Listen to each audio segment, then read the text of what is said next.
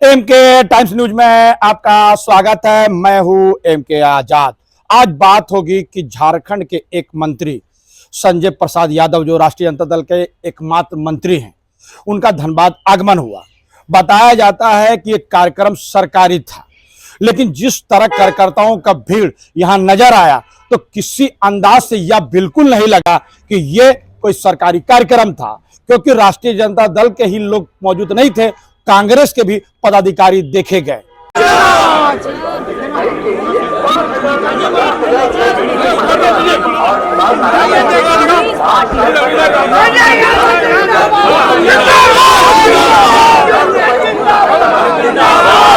अलबत्ता सरकारी अमले, तमाम तरह के लोग जो पदाधिकारी हैं वो मौजूद थे, लेकिन बड़ा महत्वपूर्ण है, कार्यक्रम सरकारी था।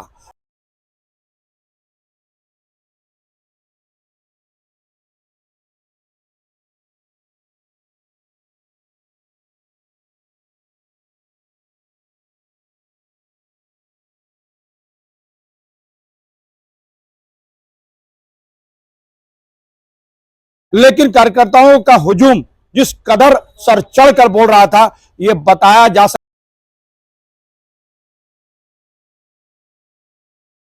उसका जोश जरूर बरकरार है।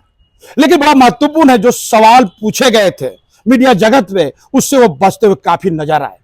जो महत्वपूर्ण मुद्दे थे, जो बागमारा में जिस तरह से बीएसपी पे हमले के मामले सामने आए, तो दोनों पक्ष पर एफआईआर जरूर हुआ, लेकिन एक पक्षीय कार्रवाई को लेकर जिस तरह से यादव समाज, जिस समाज से संजय प्रसाद यादव मंत्री जी आते हैं, उन सवालों से वो बचते हुए क्यों नजर आए, जबकि कार्रवाई स्पष्ट इस दिशा की ओर निर्देश जरूर दे रहा है और स्पष्ट इस बात की ओर संकेत जरूर दे रहा है कि कार्रवाई एक पक्षीय जरूर रहा।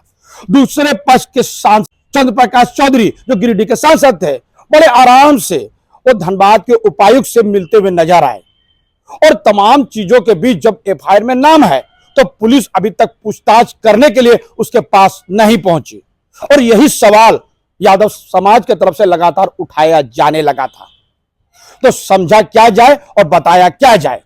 लेकिन मंत्री है उस समुदाय से, जिस समुदाय के लोग इस सरकार के कोर वोटर माने जाते हैं, यानी हेमंत सरकार को अगर टटोल लिया जाए तो स्पष्ट देख सकते हैं कि उनके वोटर जिस तरह आदिवासी हैं, दलित है, माइनॉरिटी है, और यादवों की संख्या तो पूरी तरह से इंटैक्ट नजर आती है, क्योंकि राष्ट्रीय जनता दल से लालू प्रसाद यादव का जुड़ाव कोई छुपी बात तो बिल्कुल नहीं है।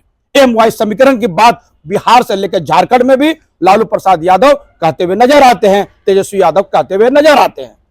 लेकिन जब मंत्री से सवाल किया गया तो मंत्री क्यों बचते हुए नजर आए, इसको लेकर भी सवाल जरूर खड़ा हो रहा है।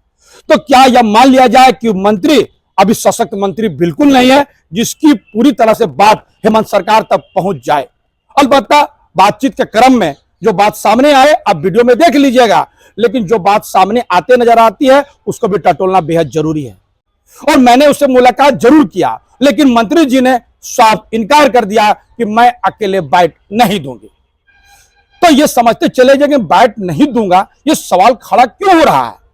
तो स्पष्ट है कि जो कुछ बागमारा में घटा, एक पक्षीय कार्रवाई, इसकी जानकारी मंत्री के संज्ञान में जरूर था, लेकिन मंत्री सवालों का जवाब देकर सरकार को सकते में नहीं डालना चाहता है, क्योंकि सरकार तो अपनी है।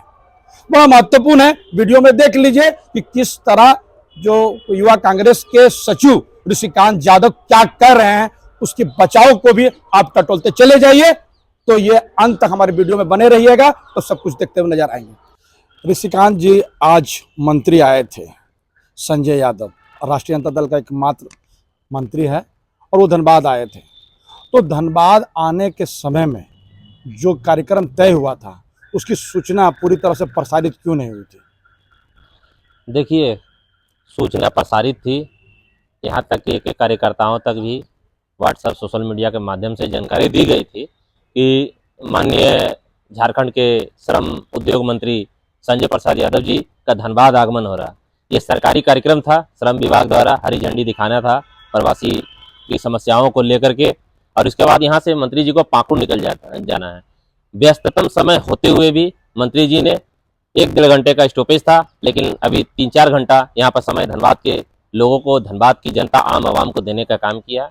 निश्चित रूप से मंत्री जी का धनबाद के प्रति एक विशेष ध्यान है, उसको ध्यान में रखते हुए मंत्री जी लगातार कार्य करने का काम कर रही है। सर, अब जैसे कहे कि ये सरकारी कार्यक्रम था, तो काफी बड़े पैमाने पे कार्यकर्ता राष्ट्रीय जनता दल हो या कांग्रेस गठबंधन के लोग देखे गए हैं।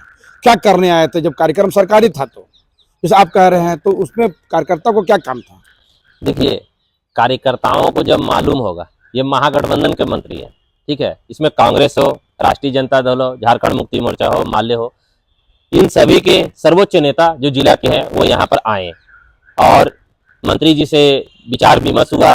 मंत्री जी ने सभी लोगों को कोऑर्डिनेट बना करके, गठबंधन के जितने भी नेता हैं, कार्यकर्ता हैं, सारे लोग को कोऑर्डिनेट बना करके और आगे कैसे काम किया जाए, जनता के समस्याओं का कैसे निदान हो और ये सरकार जो जनता की सरकार है इस पर कैसे अमल हो, इस विषय बिंदु पर मंत्री जी ने विशेष चर्चा की।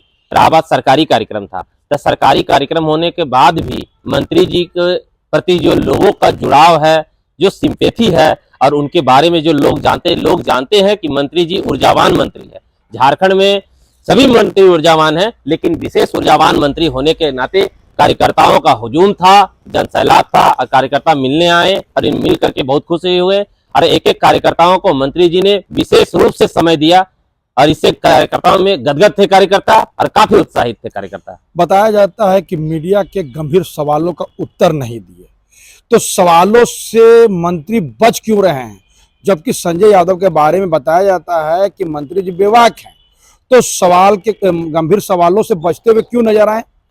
देखिए, मंत्री जी के जो कार्य क्षेत्र में आएगा, जो भी बातें उनको संज्ञान में है, चाहे उनको देना जिनका जवाब है वो उनका जवाब दिए हैं। रही बात हर सवाल का जवाब देना, हमको लगता है कि उचित नहीं। जहां उनको अनभिज्ञता लगी उन्होंने उस सवालों का जवाब नहीं दिया, लेकिन मैक्सिमम सवालों का जवाब मंत्री जी ने देने का काम किया। हम लोग तो थे जो गंभीर मुद्दे थे उस सवालों से बचते हुए नजर आए।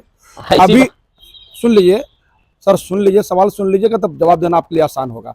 जो गंभीर सवाल था यहाँ पर बाघमारा को लेकर, तो बाघमारा में जो कुछ हुआ, मतलब एक जाति समुदाय, जिस समुदाय से आप भी आते हैं, किस तरह प्रशासन ने उस मामले को लेकर सख्ती बरती, उसमें कई निर्दोषों को भी इसके बारे में उसको समस्या को झेलना पड़ा था। तो इन सवालों को जवाब देने में मंत्री क्यों बच गए? देखिए, बाघमारा से बहुत सारी महिलाएं आई थी जो पीड़ित थी उस घटना से। वो लोग आए थे, मंत्री जी ने बाकायदे उनसे मुलाकात की, उनकी एक एक बातों को सुना और इससे पहले 21 तारीख को मंत्री जी ने मुख्यमंत्री से सारे लोगों को, जो समाज के लोग हैं, उनका वार्ता कराए हैं। मुख्यमंत्री के संज्ञान में ये बात मंत्री जी के द्वारा दी गई है और इस पर बातें जो चल रही है और जो हो सकता है उचित कार्य वो करने का काम सरकार देख रही है। क्या हो सकता है इसमें, जो महागठबंधन के वोटर हैं अगर वो निर्दोष हैं तो उनको अगर फंसाया जा रहा है तो निश्चित रूप से ऐसा नहीं होगा। सरकार और मंत्री जी इसमें गंभीर है बने हुए। सवाल एक था कि आपके समुदाय ने सवाल खड़ा किया था कि जो लोग इस सरकार जो वर्तमान में बैठी हुई है हेमंत सरकार, इसके जो वोट बैंक माने जाते हैं, कोर वोटर माने जाते हैं, उस समुदाय को टारगेट क्यों? जबकि दूसरे विपक्ष के जो लोग उसमें ये थे, एफआईआर में जिसका नाम भी आया, जो लोग उसमें अभियुक्त बनाए गए थे, उन लोगों पर कार्रवाई बिल्कुल नहीं हुई। और बता वो चलकर उपायुक्त महोदय से मुलाकात करने के लिए आए, लेकिन पुलिस उससे पूछताछ करना भी मुनासिब अभी नहीं समझी। कैसे इंसाफ मिलेगा? क्या हेमंत सरकार में क्या इंसाफ लोगों को नहीं मिलेगा अपने जो कोर वोटर को? सारी बातें सरकार के संज्ञान में है। निश्चित रूप से ये सरकार की बातें हैं। हम लोग कार्यकर्ता या हम लोग प्रदेश या जिला लेवल के कार्यकर्ता हैं और पदाधिकारी हैं, तो इन पर हमको लगता है कि हमको आंसर देना उचित नहीं होगा। ये सारे सवालों का जवाब सरकार या मंत्री के या सत्तारूढ़ दल के हमारे जो भी विधायक नेता होंगे वो उनके लिए अधिकृत है। मैं इनके लिए अधिकृत नहीं हूँ। सर, परिचय दे दीजिए। ऋषिकांत यादव, प्रदेश सचिव, युवा कांग्रेस, झारखंड। तो हमारा ये छोटा सा विश्लेषण आपको कैसा लगा? अपने कमेंट्स जरूर कमेंट्स करें और जिन्होंने अभी तक हमारी न्यूज को सब्सक्राइब नहीं किया उससे विनम्र निवेदन, सब्सक्राइब जरूर कर दे। संभव है तो शेयर कर दे। ज्वाइन का बटन है, आर्थिक सहयोग भी कर सकते हैं। जोहार।